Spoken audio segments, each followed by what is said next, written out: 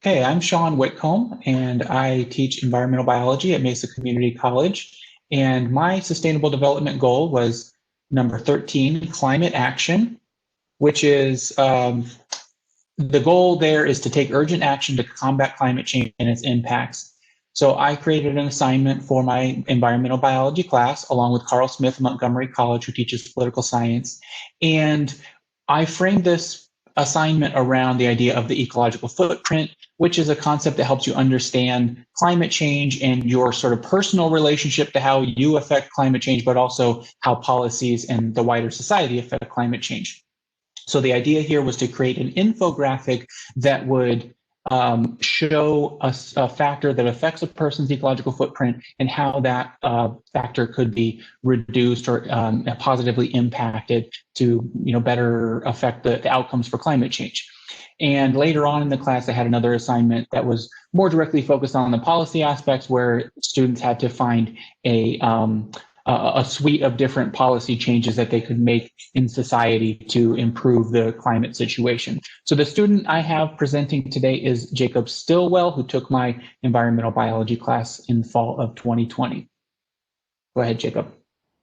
Hi, my name is Jacob Stillwell.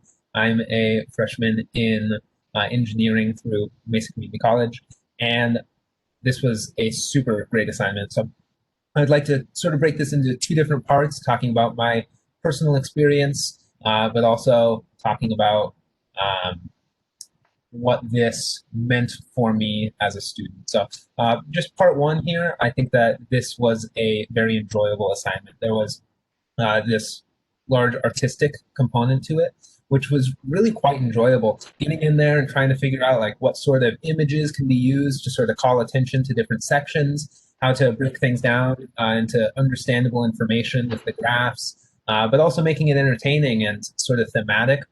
It was really enjoyable in the sort of the doing of this assignment.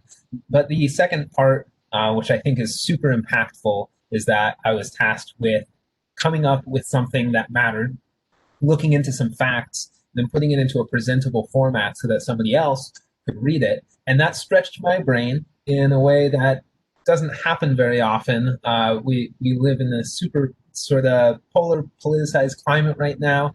And being able to come up with information that communicates a point really well is not something that we get a whole lot of practice with.